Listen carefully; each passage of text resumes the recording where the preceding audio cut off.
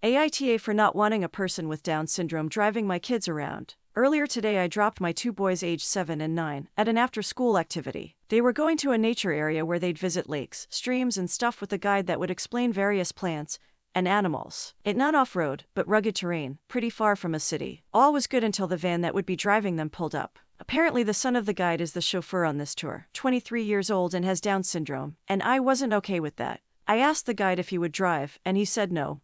His son would. At this point, I decided my kids would not be going on this tour, and after I said that, a couple of other parents agreed. Let me be clear, this conversation was not in front of any kids or the driver. Other parents called me an ableist jerk, and other harsh terms. I've interacted with people with Down in the past, and I really don't believe I am being ableist. But, knowing what I know about Down, I don't feel safe letting my kids in the car. I ended up taking my boys home, so did a few other parents. My boys don't know why, but their disappointment is hurting me. AITA for letting my daughter buy her dad a gift from the wrong football team. My ex and I have a 3-year-old. She's amazing and loves her daddy. It was his birthday on Monday, so I let my daughter grab some bits for him. There's a football stall in our local shopping center. They had squeezy balls for each team. My daughter knows that her dad loves football and also the color blue, so she picked out a blue one for him. I knew it wasn't his team, but there's nothing on the actual ball. It just said the team on the wrapper. She bought it, we left, everything got wrapped up. We were with him when he opened them. His face fell and he dropped the ball like it burned him when he opened it. His mom gave him the evil eye, so he did the clearly fake thank you, and then our daughter was disinterested.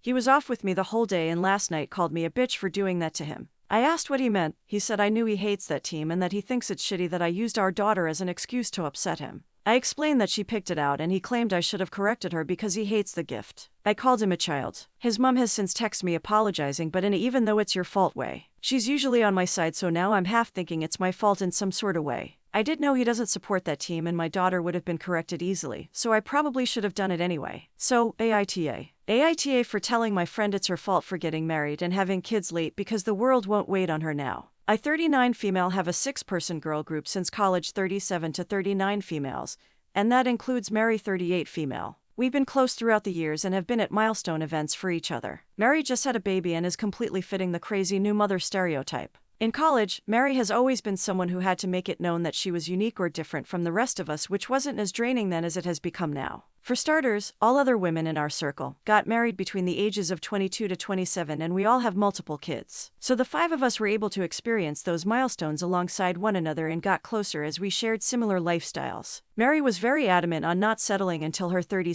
because she wanted to travel and have different experiences, which we all supported. Regardless, she would continue to make comments about how she's so lucky unlike us because we're tied down with husbands and babies. I think this is where she grew resentment towards us because we were in different places in life and she was upset we couldn't have our group be similar to how it was in college. Then into our mid-30s it became a whole saga of she's getting older and can't find a husband because all the good men are married or divorced with kids. When she finally got married, many could not attend because it was a destination event and child-free during COVID. This caused a fight because she said how she was there for us during our weddings, but we couldn't put aside a week for her. We had all told her how we wished we could, but it simply was not financially feasible and didn't logistically work with our kids. But she just refused to hear us out and was simply so inconsiderate about our lives and families, saying we were horrible friends. Now, Mary just gave birth to her first child and I was very excited for her. The only issue is that she moved from our state to a very remote place that's only accessible by a 6-hour car ride. Her baby is 6-month-old and none of us have been able to go up to visit her. I think she's been having a wrong idea of what a village is and has essentially demanded in our group chat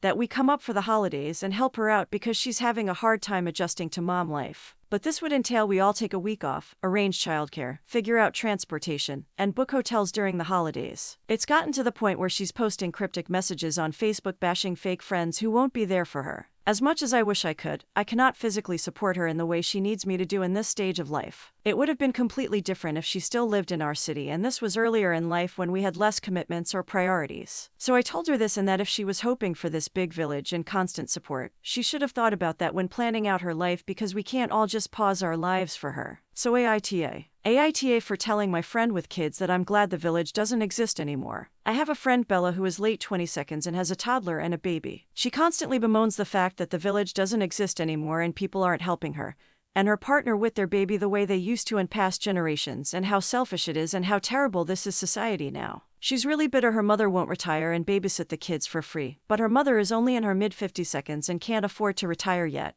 She constantly complains she can't travel or enjoy her life anymore because she doesn't have a village. After years of this, I told her I'm actually really glad we have moved away from that because the village that parents romanticize was actually the unpaid labor of women. And as a woman who doesn't want a child, I'm glad that I'm no longer considered socially obligated to babysit other people's kids for free or do household chores for people who chose to have kids in my free time, especially because these people won't pay it forward to me in any way. And if something happened to me, like getting really sick and needing help, they'd use their kids as a reason they can't help me. I also reminded her that the village depended on women not having jobs, and it is a good thing that women can now sustain themselves and aren't forced into dependency on their fathers or husbands. The thing that triggered it was that I went overseas recently for a holiday and to attend a concert of an artist I really like, and she complained about how she doesn't get to do these things because the village is off doing things like that. She said I'm just a really selfish child-free person who wants mothers to suffer, but I don't think I was wrong.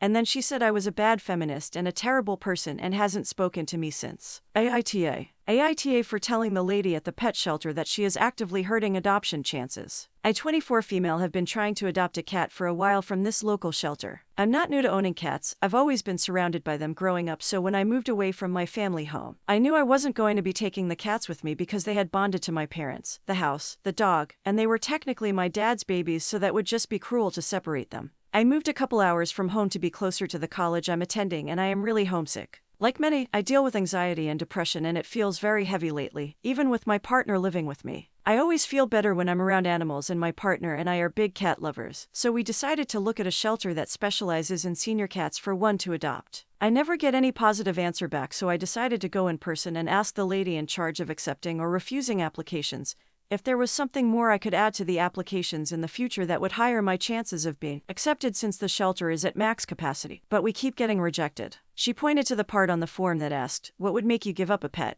and said my answer was the problem. My answer was, the only reason I would ever give up a pet is if I were to die and nobody in out of my friends or family could take it in. I would never voluntarily give up my pet. I was confused by what the problem was to that question, and she answered that I am not responsible enough if I don't have an immediate backup person to take the pet if I die. I was baffled because I have my partner and my parents who would take my pet in if I died, and in this scenario, I painted an extreme situation to say I would never willingly give a pet away. I explained this to the lady and pointed out that she was being a little nitpicky on this one, but she insisted that if I was a good candidate, I would have a better plan than let my family or friends house the cat in a case of death. I was feeling really upset by the way she was speaking to me and the attitude, so I told her, if you weren't being so unreasonable, maybe the shelter wouldn't be so packed right now. Yes, animals need good homes and it should be monitored, but you are actively harming the chances of them being adopted into homes. They are already in the later stages of life. Don't they deserve to live as many days possible in a warm home instead of a cage? This is what may have made me a jerk, because the lady started crying and called her coworker over to escort us out, telling her coworker that we said she was making sure the cats died alone.